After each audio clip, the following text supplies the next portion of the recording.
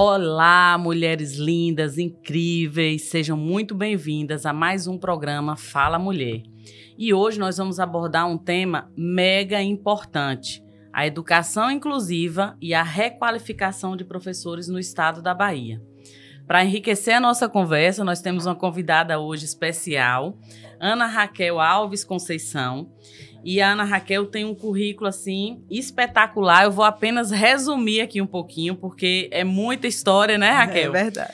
E a Raquel vai contribuir conosco hoje, falando também da sua trajetória aí, como educadora, né, como líder dentro da área aí da educação. Então, Ana Raquel é professora formada em licenciatura em Ciências com habilitação em Matemática e licenciatura em Física pela UNEB. É especialista em gestão e organização da escola, metodologia do ensino da matemática, planejamento educacional e em modificabilidade estrutural cognitiva. Ela também é gestora da aprendizagem escolar e atua na educação desde 1993, pela rede particular e pela rede estadual desde 2001. Então, foi gestora também escolar do Colégio Estadual Teixeira de Freitas, aqui em Senhor do Bonfim, durante 8 anos, né, Raquel? 8 anos. E atualmente ela é diretora do Núcleo Territorial da Educação desde 2020, que é o NTE 25, não é isso? Isso. Antiga DIREC, não é isso, Raquel? Isso. Então, Raquel, como nós vimos aqui na apresentação, é servidora pública, né? E hoje, Raquel, está aqui não só a profissional, mas também a mulher, né? A mulher Ana Raquel. Então, fala um pouquinho para nós, quem é essa mulher Ana Raquel? Pronto, para começar, eu quero saudar todos, né? Em especial, eu quero saudar aos nossos educadores do território, aos nossos gestores escolares, aos nossos coordenadores, aos nossos estudantes, às famílias, né? Que é a comunidade escolar que eu acompanho todos os dias. Dizer desse momento, né, importante, desse programa, a importância desse programa, do Fala Mulher. Vocês, Laura, né, que é a proprietária, você, Josana, que é a apresentadora, estão dando vez. É muito importante esses espaços. Precisamos, né? Na área da comunicação, né, dando vez e voz à mulher. Ter um espaço onde a mulher possa elencar, né, o trabalho que vem fazendo, o espaço que a gente começou a inserir na nossa sociedade. Então, Perfeito. Eu quero agradecer, espero que o podcast Fala Mulher com Ana Raquel, né, seja algo assim profícuo, né, que seja algo a contribuir com o empoderamento de outras mulheres. Show, muito bom. Falar de Ana Raquel. Ana Raquel, ela é professora, filha de professora. Eu digo sempre que eu sou catingueira, porque meu pai, ele veio da zona rural, ele veio do interior de Jaguarari, né? Então, eu sou da Caatinga e eu acredito que de lá que eu trago essa força aguerrida, né, em mim, eu trago em mim essa força, essa coragem, né, de trabalhar. Eu sou do trabalho, eu sou uma mulher do trabalho, sou mãe de Laís, de André Vitor, sou esposa de André, né, e assim, sou da educação. Então, todos os dias eu me realizo com a educação, né, a educação é o meu prazer em viver. Me realizo mesmo, me dedico de corpo e alma. Porque eu acho que para o sucesso de qualquer profissão tem que ter a dedicação, o empenho. Esse é o segredo básico. É o segredo básico. Muito bom, Raquel. Eu também sou filha de professora, conheço muito bem essa realidade e já atuei também, só que nível superior e também ainda atuo na questão de nível técnico. Então, Sim. Essa questão da educação, eu acredito muito também como transformação.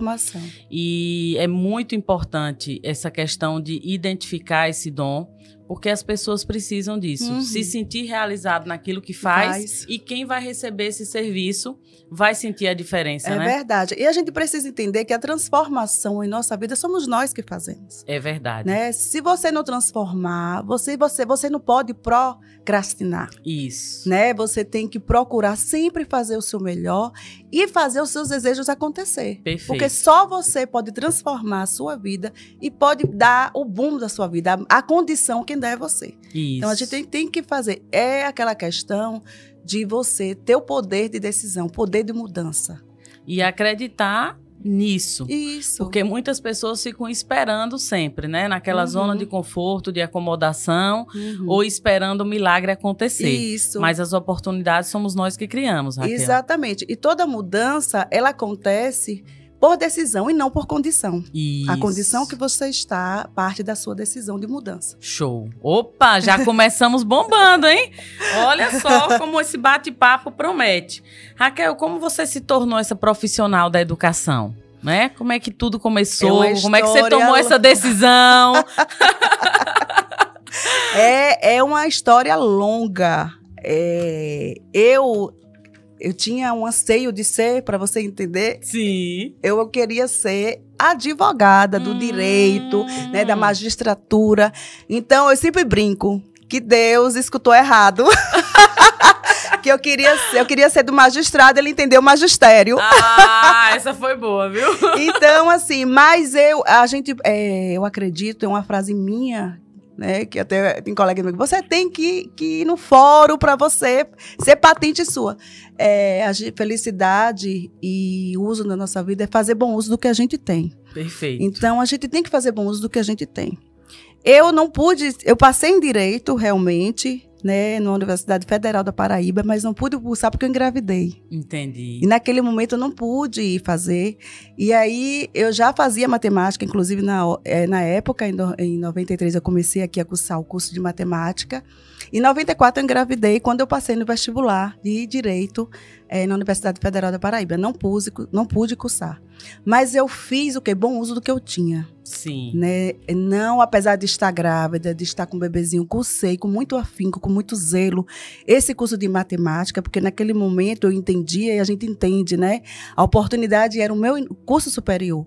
E eu acredito que hoje eu só sou diretora do UniTE, sou a profissional que eu sou, fui professora, porque eu me dediquei a esse curso. E Sim. terminei, fazia curso de férias. É difícil a mulher, uma jovem de 19 anos, engravidar, né, assumir a responsabilidade de um filho e, ao mesmo tempo, cursar uma universidade. Sim.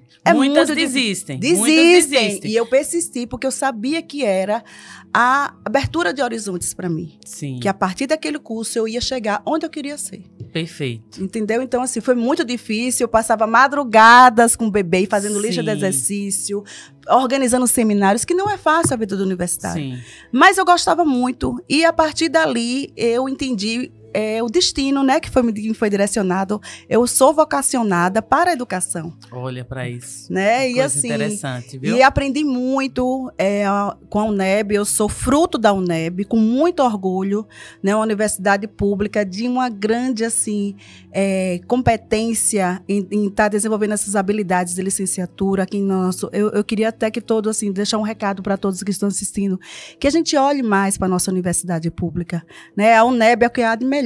Ela abriu muito horizonte para mim, muito leques, e também assim essa visão do estudo superior, de como é importante para a nossa carreira acadêmica e de como é importante para o nosso conhecimento. Perfeito. Né? Então, a gente precisa ter esse olhar. Uma das coisas que a gente percebe muito, Raquel, é que as pessoas olham apenas o resultado. Isso. Então, onde Raquel está hoje, quem é a Raquel hoje, mas, por exemplo, agora você está abrindo seu coração e falando das dificuldades, dos desafios, exatamente, na verdade, que você precisou enfrentar. Isso. E lógico que não é só enfrentar o desafio, gente. Ela falou também uma coisa muito importante, a preparação.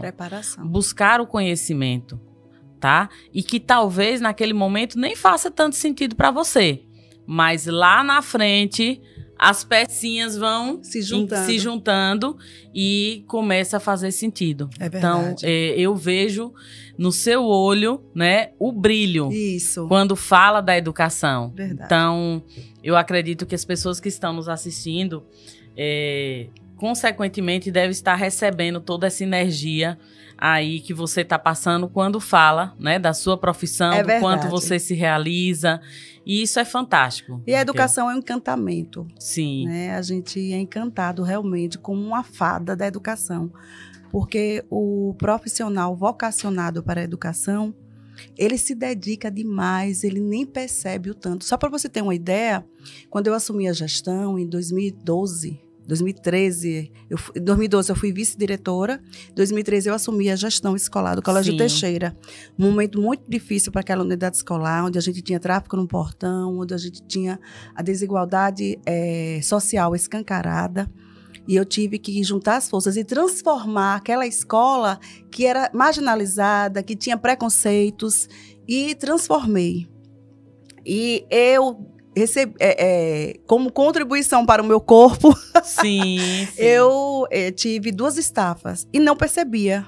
Eu era tão dedicada ao trabalho, sou dedicada ao trabalho, que eu não percebia.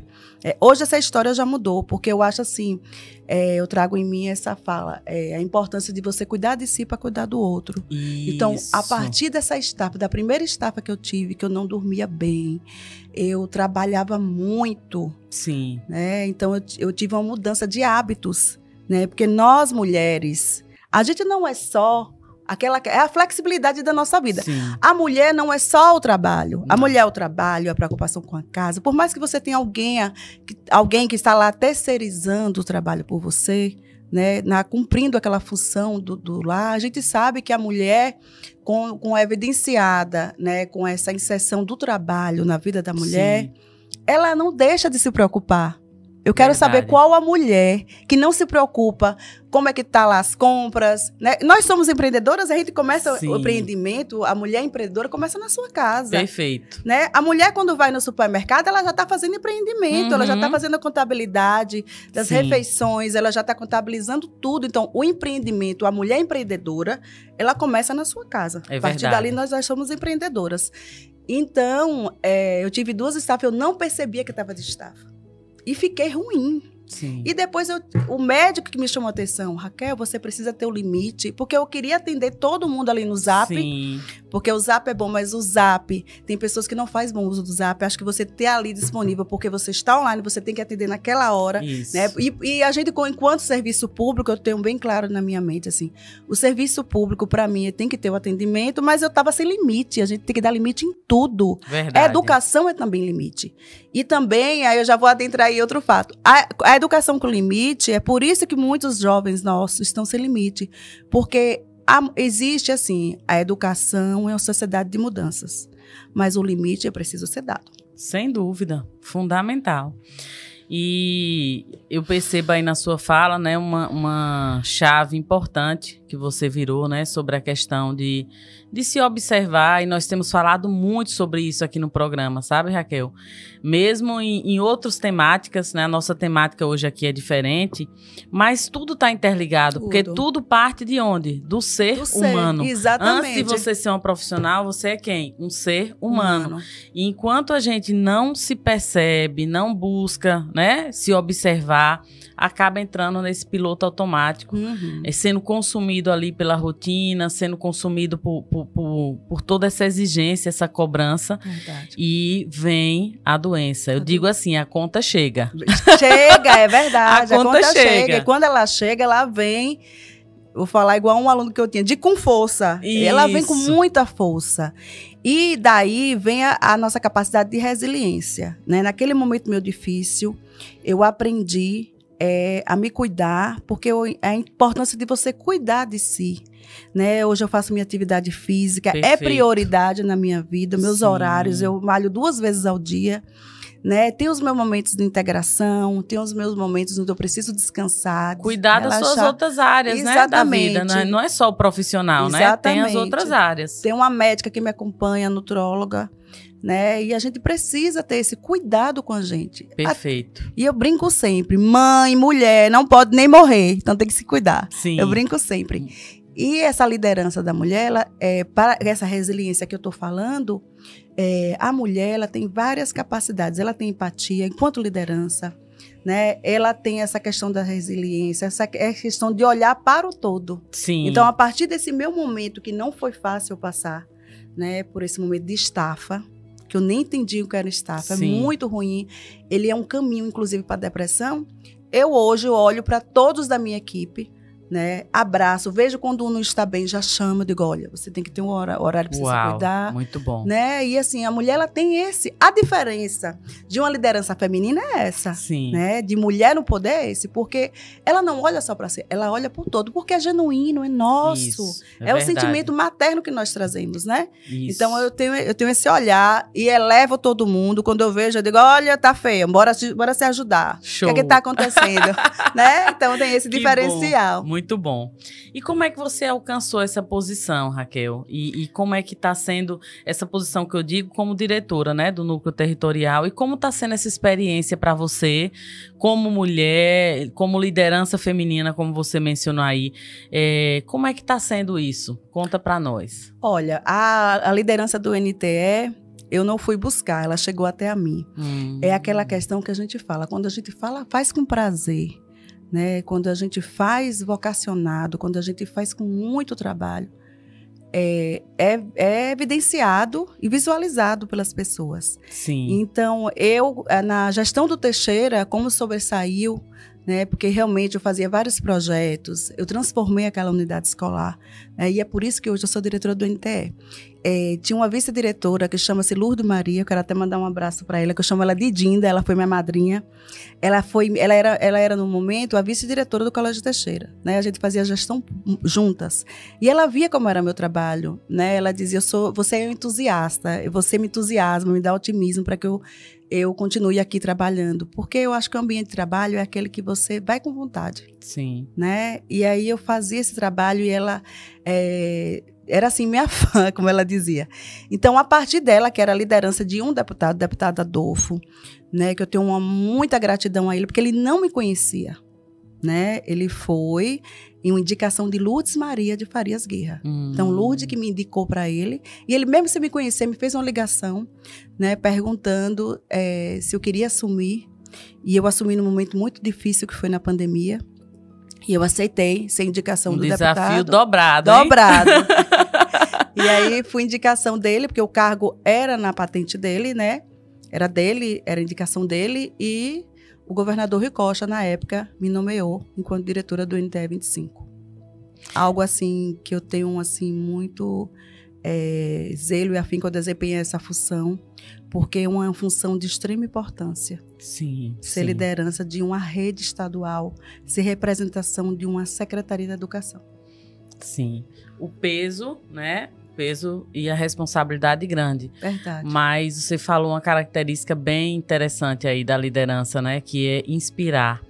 Isso. Você começou entusiasmando, inspirando, né? E eu acredito que seja uma das características bem interessantes para um líder. Sim. Porque é aquela história, né? A fala, ela pode até entusiasmar, mas é o exemplo que arrasta.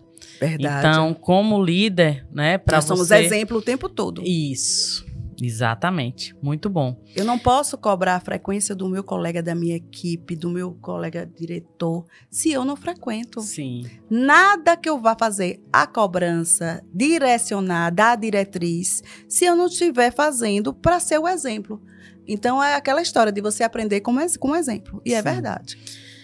E muitas pessoas reclamam e acabam entrando nesse vício da reclamação. Exatamente. E o que é que eu quero dizer para você que está nos assistindo, né? Que é possível, sim, conquistar seus sonhos, que é possível você trilhar uma carreira dentro da vida pública ou também na vida privada, vai depender das suas escolhas, das suas decisões e do quanto você está plantando, né, Raquel? Exatamente. Porque para fazer a colheita a gente tem que plantar. Exatamente, a lei da semeadura. A lei da semeadura, né? Se você está plantando banana, você vai colher banana. Uhum. Não tem como colher morango, não tem como... Não, tem que ser... Tem que ser...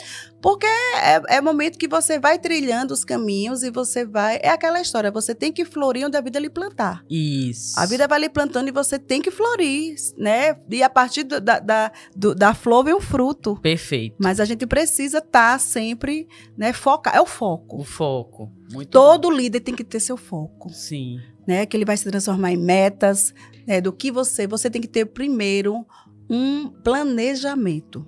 Né? O plano de ação ele precisa realmente ser feito, porque a partir do plano de ação a gente vai ter os resultados. Sim, sim. E aí, Raquel, a gente não pode deixar de falar da questão da educação inclusiva, né? Sim. Dentro desse cenário da educação e dentro desse cenário aí público. Fala primeiro pra gente o que é a educação inclusiva, né? Uhum. E por que ela é tão importante? Sim. E eu vou falar, assim, da rede estadual, tudo que a gente vem fazendo. Mas é bom que a gente tenha um entendimento, Josana, da diferença do que é uma educação especial, porque muitas pessoas confundem. Sim, vamos esclarecer tudo. O que é educação especial e o que é educação inclusiva. Sim. Né? A educação especial, ela é um subconjunto do conjunto da educação inclusiva. Ela faz parte, porque a educação inclusiva, ela é uma abordagem onde um processo de ensino, né, vamos dizer assim, onde ele envolve o todo, onde ele envolve toda a diversidade, né, étnica, toda a diversidade de gênero, toda a diversidade de deficiências, toda a diversidade. Então, a gente faz a educação inclusiva baseado nisso.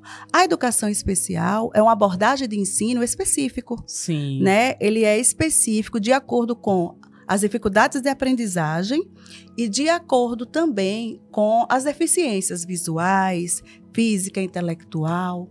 Então, inclusive na nossa rede, a gente é bem claro, né? Só para que as pessoas percebam. A gente tem um Instituto Psicopedagógico, que ele é uma instituição lá nossa, né, uma unidade escolar nossa, que ela trata com educação especial, a modalidade específica desse Instituto Psicopedagógico, que vai se transformar no CAPES, e vem aí, a novidade é essa, vem aí para Senhor do Bonfim, né, um CAPES, né, da rede estadual. A gente já está vendo aí o espaço, que tem que ser um espaço, porque vai ter várias especificidades lá de profissionais trabalhando. Então, o Instituto Psicopedagógico, ele trata a modalidade da educação especial. E é bom que a gente entenda qual a clientela. Na educação especial, nas nossas unidades escolares que tem somente educação especial, a gente acolhe nossos estudantes que têm a deficiência. Sim. Né? Já na educação inclusiva, acontece em todas as nossas escolas, né? Porque a gente entende que a educação inclusiva, ela trata da integração, né? Ela é um processo de ensino também social e educativo. Sim. Então, é onde você vai levar aqueles meninos com deficiência, para além do todo que eu já disse, né? De toda a diversidade, onde a gente vai acolher esse estudante na rede, levando em conta a integração dele com os outros, né, com os outros estudantes. Então, ele traz a especificidade dele, mas ele também vai ter essa integração.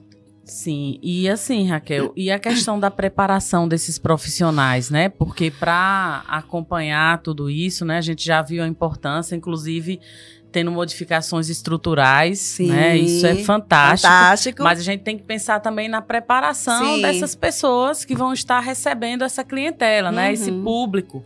É verdade. Né? Então, assim, fale quais são os desafios dessa implementação, né? Da educação, sim, inclusiva, e como é que é a preparação dos profissionais para... Certo. A rede estadual, né, que compete ao governo do estado, ela vem com investimento forte. Né? A partir do momento que a educação inclusiva está acontecendo, né, nas nossas unidades, a gente também está trazendo com isso os profissionais técnicos de AE. Nós temos hoje técnico de AE, que é aquele profissional que direciona a atividade para o professor, porque ele é um técnico de nível superior, específico em atendimento especializado, de acordo com autismo, com todas as especificidades, com todas as dificuldades de aprendizagem que a gente tem, TDAH, tem inúmeros. Sim. Né? Então, esse profissional, que é o técnico de AE, que está na unidade escolar, ele vai direcionar para o professor.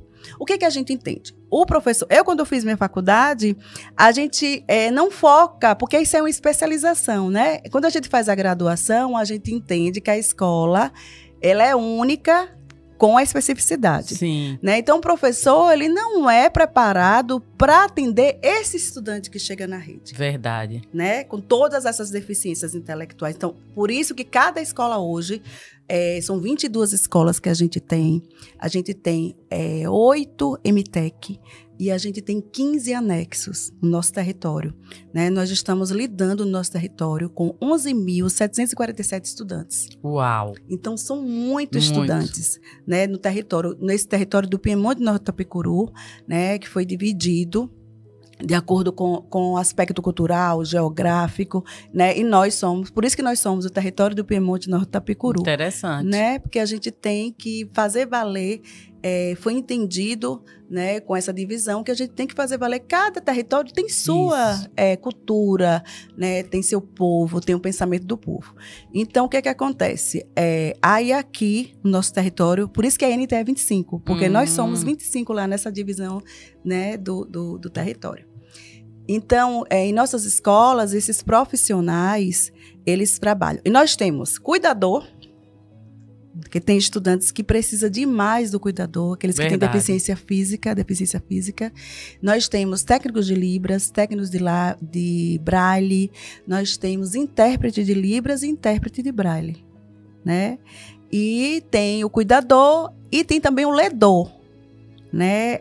Você sabe que quem tem TDAH, né, e quem tem outras, precisa de estar ali acompanhando. Então, nós temos... Então, uma rede hoje que eu ouvi de uma mãe dizer, eu sou muito grata, porque a mãe queria levar o menino para a escola. Hoje, a filha dela tem uma cuidadora, uma ledora, porque ela tem dificuldade, né, de entendimento. Tem dislexia também, porque dislexia precisa de um ledor, porque a gente pensa de um jeito e escreve de outro, né? E tem também técnica de AE na unidade escolar para dar o direcionamento para o professor. Sim. Porque na matrícula, esse aluno ele leva o laudo.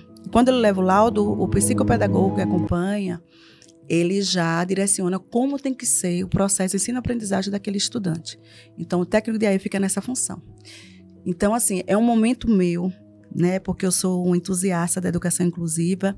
Quando eu comecei minha vida escolar, eu comecei em 93, na escola montessoriana, e na época era a única escola que acolhia esses meninos com deficiência. Sim. Né, o método Montessori.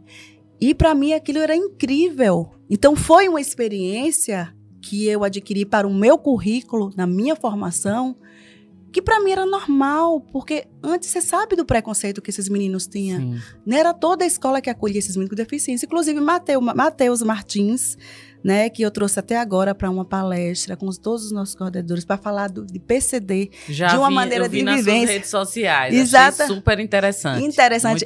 Eu conheci Matheus pequeno nessa escola, né? Então, Matheus foi acolhido por aquele, depois ele foi, a família, graças a Deus, tinha boa condição, levou ele para São Paulo, o papai, porque o Matheus, ele não tem só a deficiência, né? Ele tem aquela síndrome do corpo, dos ossos de vidro. Sim. Então, ele tem fraturas, assim, constantes, múltiplas.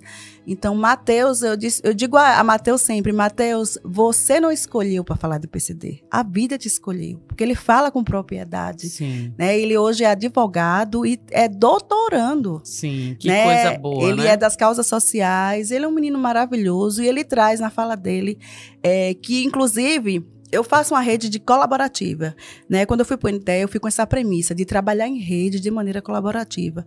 Então, eu faço minhas parcerias, eu fiz com todos os municípios e indiquei ele para todos os secretários de educação. Sim. E eles colocaram a palestra dele, porque é importante, né? Quando nessa palestra que a gente levou, os coordenadores choravam, porque Sim. é incrível a maneira como ele traz, né, o problema dele é evidenciado para que a gente sinta a dor do outro. Sem dúvida. Né? Precisa que a gente tenha sensibilidade e sinta a dor do outro. É verdade, muito bom. Inclusive, eu considero isso aí como um bom exemplo de uma prática inclusiva. Sim, né? Considero, sim. assim, uma evidência fantástica que você está trazendo aí. Exatamente. E a preparação que você me perguntou. Sim. Que a gente não pode esquecer. Não é só a contratação desses servidores. Né? A gente está fazendo formação. Vai ter uma formação central pela SEC, já está sendo planejada, até dezembro vai acontecer. Né? A parte pedagógica da SEC chama-se Superintendência da Educação Básica. Sim. Então, a superintendência já está organizando. Já tivemos reuniões com todos os coordenadores da Bahia e agora por território, que Bonfim sediou. né, recentemente, nessa palestra de Matheus que eu citei. E agora vai ser com esses formadores. Mas o NTE também já está fazendo, porque eu trago isso, né? A gente tem que aqui do território fazer as nossas formações pontuais do território. Então, nós já fizemos 2. Essa semana, dia 15, teremos a 3ª, né? Onde a gente traz educação inclusiva por um olhar reflexivo e ampliado, né? E a gente está trazendo aí uma palestrante para falar, né, da importância do trabalho deles lá nas escolas com os nossos estudantes. Perfeito.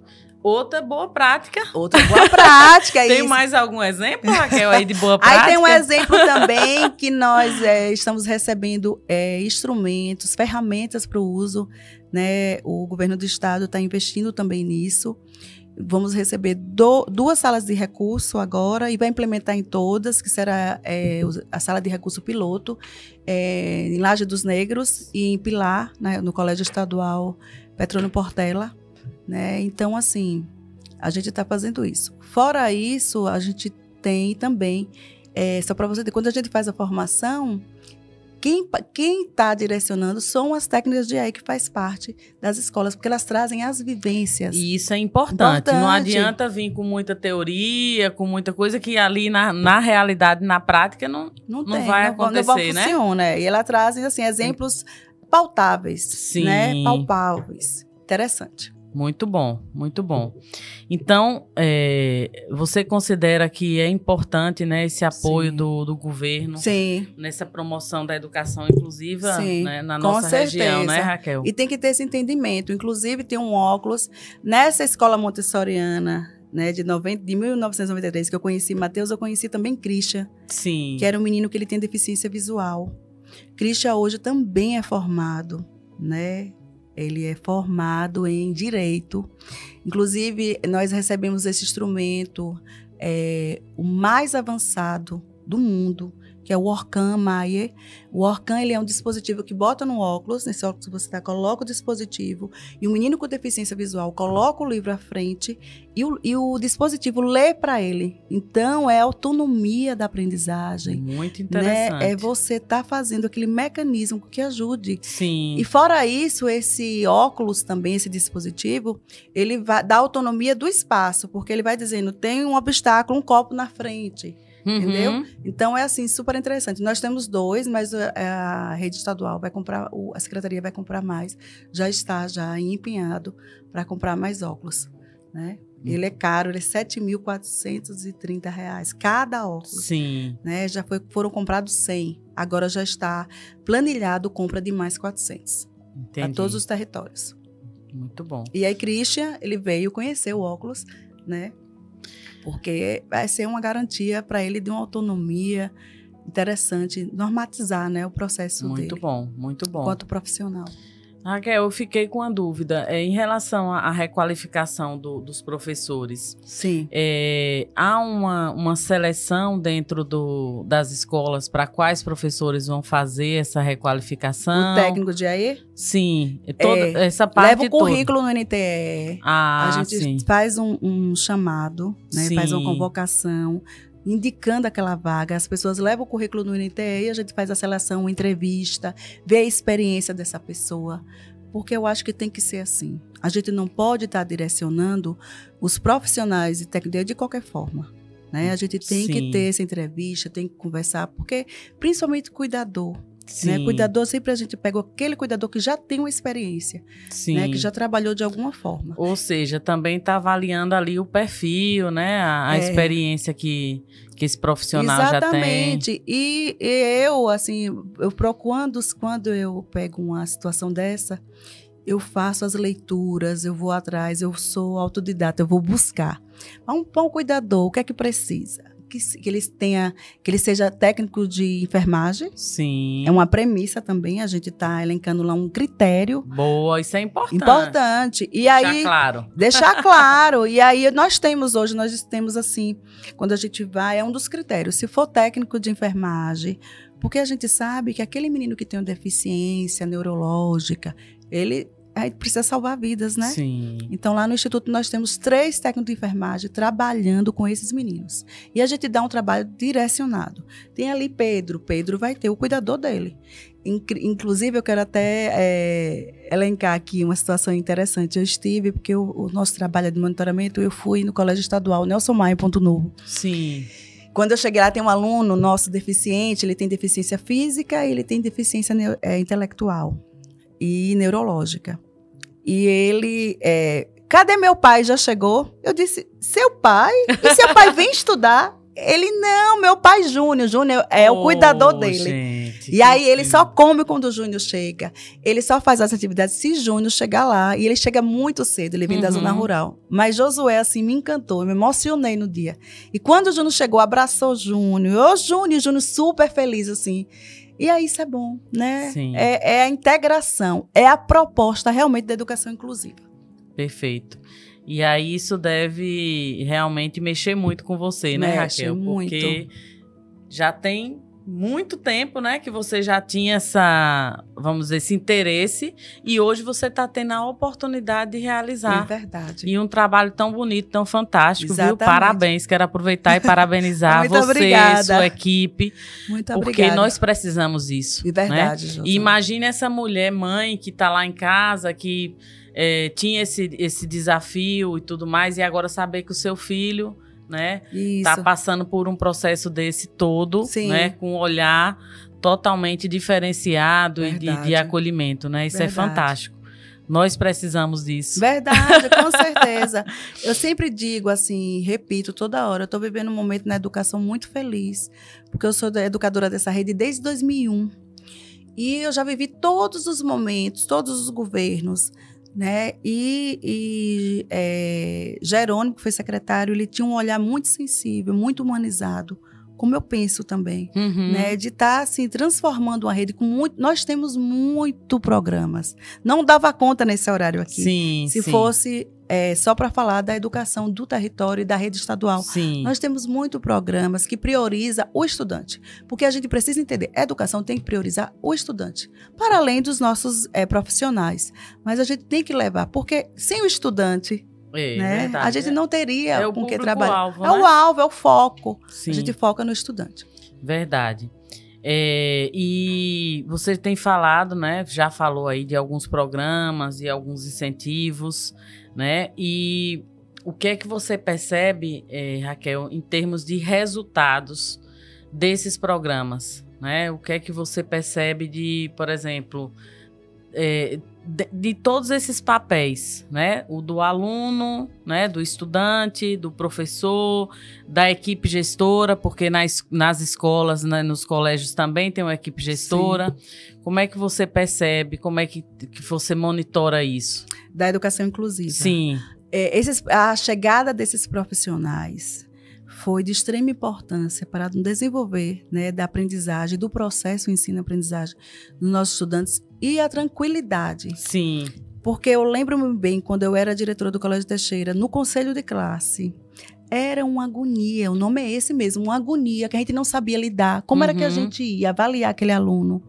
Né, se a gente não tem uma diretriz, como vai avaliar um menino que tem problema de autismo? Né? E com esses técnicos de AE, veio trazer para a gente a tranquilidade. Né? A gente hoje evidencia o quê? Uma rede tranquila, porque hoje a gente tem para quem se dirigir na unidade escolar. Sim. Então, vai no técnico de AE e ele nos direciona como é que a gente vai avaliar. Mesmo trazendo o laudo, é muito difícil, né? De como a gente vai se comportar na avaliação. A avaliação em si, né, de ensino já é difícil. Agora, você imagina você avaliar um estudante que traz essas deficiências. É verdade. Né? Porque enquanto é física, tudo bem. A gente precisa de um cuidador, mas quando é intelectual, tem que a gente saber. Porque o direito e a garantia existe. A gente precisa fazer valer a garantia para esses meninos dos direitos deles. Né? Ele está ali, ele precisa ter um aporte. Que a gente sabe que, em termos de legislação, nosso país é um dos países que tem mais legislações. Exatamente. Né? Mas, infelizmente, o cumprimento, às vezes, deixa a desejar. Deixa a desejar. E aí você falou de uma coisa bem interessante, né? Desse olhar para cumprir realmente o que está lá na lei. Está na lei. O que é legal, né? O que é legal. E eles ficam muito felizes por essa integração social que eles fazem. A socialização, ela já é um requisito, um fundamento da educação. E eu lembro-me bem do que Matheus falou na última palestra. Ele disse, antes os pais escondiam os meninos com deficiência. Olha. E isso não pode acontecer, né? A gente tem, assim, o atendimento especializado no instituto, mas os meninos têm que estar na escola, no convívio social com todos, né? Não pode estar fazendo dessa diferença, esconder, um pai esconder, né? Eu acho que lá na época do colonial, né, no início, tinha isso, mas agora não tem por que esconder. Sim. Gente, essa fala aí de Raquel é uma fala que mexe, né? Mexe muito, porque nós sabemos que era uma realidade, né? Com certeza. E talvez ainda existam pessoas, né? Sim. Porque nós sabemos que o preconceito muitas vezes começa em casa. Sim, e eles querem ir para a escola. Sim. Né? A gente tem um estudante... É como você falou, a interação, né? Interação, eles querem, eles aprendem. É bonito da gente ver a harmonia que se cria, a amizade entre eles, né? Os estudantes, um colaborando com o outro, da deficiência, interagindo com o outro, a alegria. Eu fico assim encantada. E começa a perceber também, Raquel, por exemplo, eu tenho aqui, né, a minha deficiência, o outro tem aquela deficiência, como é que ele está superando, o que é que ele está fazendo, vai trocando essas experiências. Exatamente. E vendo, inclusive, exemplos de superação, como 2 exemplos que você trouxe aí, sim, extraordinários, né? Matheus e o Christian. E aí eu fiquei pensando aqui uma coisa, Raquel, e os pais, sim, né? Eles têm também algum acompanhamento, alguma preparação também, ou não? Na rede estadual a gente está para implementar, né? Tem a técnica de aí, ela conversa com os pais. Agora, sabe uma coisa que é corriqueira ainda na nossa sociedade? Tem pai que não aceita identificar a deficiência do filho. Um exemplo disso é o autismo. O autismo, tem pais que ainda não reconhecem, não querem aceitar. Sim. A não aceitação também é um problema que a gente está vivendo com os pais. Muito, né? muito Porque eles grande. não querem aceitar, a escola já... Porque a escola, nossos educadores, eles já têm essa sapiência. Então, eles já identificam aquele estudante. Olha, a gente entendeu, a técnica de aí vai falar, e tem muita resistência ainda. Sim. Né? Mas aí, a nossa técnica de aí, ela vai nessa função também, desmistificar. Que a gente precisa tratar, a gente precisa procurar caminhos para melhorar. Sim. Né? A educação tem essa premissa também, da gente melhorar e transformar o ser para o melhor, para o aprendizado, para que ele faça essa formação da melhor forma. E que bom que tem alternativas, que tem caminhos, né? Que tem programas. Sim. E não dá as costas para isso, né? Isso, não podemos. Hoje a gente está fazendo uma inserção forte, a educação inclusiva realmente acontece na nossa rede.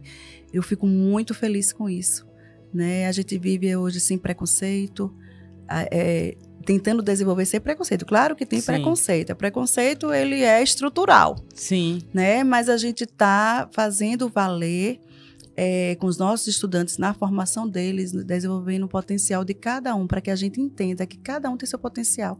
Tem limitações, mas quem diz a limitação não é nós que vai dizer, olha, Josana tem essa deficiência, então ela não vai participar ali da dança. Sim. Quem diz a limitação é o próprio estudante. Isso. Né? É o próprio ser que está vivendo aquela deficiência. Uhum. Né? E a gente precisa ter esse entendimento bem claro. Show. Raquel, então a gente percebe aí que há realmente um impacto, né? Um impacto do seu trabalho, das políticas públicas, nas questões educacionais aí da nossa região. E como é que você enxerga tudo isso, né? Todo esse impacto que você, o seu trabalho, toda essa equipe tem trazido aí para o contexto da educação inclusiva. Com avanço. Sim. Né? O impacto que a gente tem é avanço. Claro que a gente já melhorou muito. A gente precisa melhorar mais. Sim. Porque a educação, ela não é algo estagnado. A gente tem plena consciência disso, né? A educação não é algo engessado. Sim. Ela é flexível, ela muda. A gente viu a pandemia veio nos mostrar muito, né, das estratégias. A pandemia foi um momento muito difícil que a gente passou, né? Foi um momento onde nós, como o Leandro Carnal afirma, foi um momento onde nós trocamos o pneu com o carro andando. Sim. E as nossas tendências pedagógicas, nossas metodologias, estratégias pedagógicas, elas foram colocadas de algo abaixo. Porque a gente não sabia como fazer. O ensino híbrido, ele já tinha sido muito comentado, mas você virar remoto, da água para o vinho, foi um momento muito difícil, um processo de dor difícil. A gente viu professores entrando em depressão, entrando em crise de ansiedade, e ficou aí o restício. E o restício não é só na defasagem de aprendizagem, não. Né, onde nós estamos agora correndo atrás com a recomposição da aprendizagem. Sim. O restício é também emocional, o abalo emocional foi muito difícil. Esse foi o prejuízo maior, né? Que atingiu a todos, né? Nós temos um programa da Secretaria da Educação, da Secretaria mesmo, programa de saúde e valorização do professor. Esse programa a gente teve que direcionar para aluno, para servidor, não ficou só para o professor. Sim. Né? Porque é um programa multifuncional, onde nós temos fisioterapeutas, psicólogos. Então, nossas psicólogas trabalharam em oficinas diárias de autocontrole, para o controle autoemocional, de como o estudante poderia controlar. E eu te digo que no ano de 2021, adentrava as escolas e sempre tinha na sala do professor alguém com crise de ansiedade. Chorando, tem estudante que tinha medo de morrer. Sim. Tudo que provoca esse problema de ansiedade e do pânico. Então, nós estamos ainda nessa cura. Sim. Né? Ficou esse restício, ficou esse problema sério, emocional, nas nossas unidades escolares. Verdade. Raquel, o papo está bom, mas o nosso tempo, infelizmente, está acabando, sabe? Mas assim, eu inclusive aprendi muito hoje, né? Eu gosto muito de estar aqui porque é uma oportunidade de aprendizagem muito grande, né? São temas diferentes, histórias diferentes, né? E a gente acaba se inspirando muito com tudo isso. Você falando e passando aqui uma retrospectiva, né, da evolução da educação, né? O quanto exatamente. Tem evoluído. Algumas coisas, vamos dizer assim, na força, né? Como a questão da pandemia. Sim. Que eu vejo muito a pandemia como uma aceleração. Verdade. Né? Na verdade, muita coisa que nós estamos vivendo, nós já iríamos viver de qualquer jeito. Porque o mundo está mudando e o caminho que as coisas estão sendo... A forma como as coisas estão sendo levadas era um caminho para acontecer o que está acontecendo hoje. Mas a pandemia veio e acelerou. E foi muito intenso. E, como você mencionou, ainda tem muito resquícios realmente. Bom, então eu quero agradecer, né? Agradecer imensamente pela sua participação, pela troca de experiência, né? Pelo seu conhecimento. Dizer que aqui nós estamos de portas abertas, Raquel, para você retornar, né? Para continuar trazendo para nós aí essa luz que nós precisamos, né? Nós precisamos dessas inspirações, né, para entender que é possível fazer acontecer. Sim. Né? E a gente precisa também levar essa mensagem para as pessoas que muitas vezes não sabem o trabalho que está sendo feito, muitas vezes não reconhece, né? E não só em relação ao trabalho, mas que fazer com que você que está em casa nos assistindo vire também a sua chave, faça também a sua parte, porque a educação inclusiva, eu acredito, aí já é uma opinião minha, é que é parte de todos, né, Verdade, Raquel? Não é somente do professor, não é somente do técnico que você mencionou, não é somente da gestão da escola, é de todos nós. Verdade. Né? Cidadãos, né? Pessoas, seres humanos, e nós precisamos realmente abraçar essa causa. Sim. Então, eu passo a palavra para você, né, para a gente poder encerrar o nosso programa, deixar uma mensagem, deixar a fala livre para você. Pronto, eu quero mandar um recado para todas as mulheres, né, que buscam essa liderança, que já estão na liderança, né, dizer a elas que elas têm eu tenho uma premissa minha, eu tenho comigo um ato. Sim. Eu trabalho para mim. O CPF é da Secretaria da Educação, do Governo do Estado, mas eu trabalho para mim. Porque eu acho que quando você trabalha para si, você consegue fazer, você consegue avançar muito, você consegue colocar mais no trabalho o prazer. Então, eu trabalho para mim, E meus chefes são meus mentores. Então, a gente precisa entender que a gente trabalha no CPF do outro, de uma empresa pública, mas eu trabalho para mim, porque você avança, você coloca ali o seu dedo, sua marca, né? Então, a gente consegue avançar e consegue ficar grande, né? Porque ali é meu nome, como eu digo sempre, é meu CPF. Sim. Né? É meu CPF que está em jogo, então eu tenho que fazer valer aquilo. É uma oportunidade que eu tenho de fazer o trabalho avançar. E por que eu não vou fazer? Sim. Né? E nós, mulheres, nós somos empoderadas. Nós precisamos ser empoderadas. Precisamos ter esse entendimento que a gente pode crescer muito. O mundo precisa de nós. Exatamente. E reconhecer. Em 2019, eu estava vendo uma pesquisa que de 10, 3 ainda tinha uma insegurança com a mulher na liderança. Mas em 2020, na pandemia, o nosso reconhecimento foi notório. Sim. Né? Hoje a gente tem uma pesquisa bem melhor. Então, eu acho assim, o poder da liderança, a gente precisa entender também que é um poder que a gente precisa estar na liderança para a gente somar, fazer a diferença, somando, dando oportunidade, gerando oportunidade também, né, para as pessoas. Eu trabalho sempre nisso, de dar oportunidade ao outro, de você olhar o potencial do outro e estar gerando essas oportunidades. Fantástico. E você falou de uma coisa maravilhosa, que é a mentalidade, né? Eu trabalho muito com essa questão da mentalidade empreendedora e a gente pensa que mentalidade empreendedora é só você ter o seu negócio, mas você deu um grande exemplo aí de uma mentalidade empreendedora, né? E que, inclusive, quando você utiliza os seus dons, as suas habilidades ali dentro da sua trajetória de um CNPJ, de uma instituição, seja lá o que for, você está colocando ali as suas habilidades. Verdade, né? Com então, certeza. Tudo é a nossa mentalidade, é como a gente vê tudo isso, o que é que a gente quer transformar. Exatamente. Ter a mentalidade empreendedora é isso. É você entender que você se transforma e você transforma outras pessoas, outras situações, né? Então, foi maravilhosa essa mensagem que você deixou, Raquel, só reforçando. E aí eu agradeço, né, a você, a todas as pessoas que estiveram conosco aqui nesse bate-papo incrível. E também quero dizer para vocês que muitas pessoas estão mandando mensagem lá no Instagram. Cadê a Laura, né? Minha companheira, minha parceira aqui de programa. Então, a Laura, logo, logo ela vai estar gravando aqui, vai estar aqui no podcast, aqui no Fala Mulher. Ela não pôde estar nesses últimos programas. Teve algumas questões pessoais, mas nós agradecemos pela sua audiência e a Laura tá mandando um abração para vocês, tá bom? Fiquem ligadinhos conosco e até a próxima terça-feira. Um abraço, fiquem com Deus.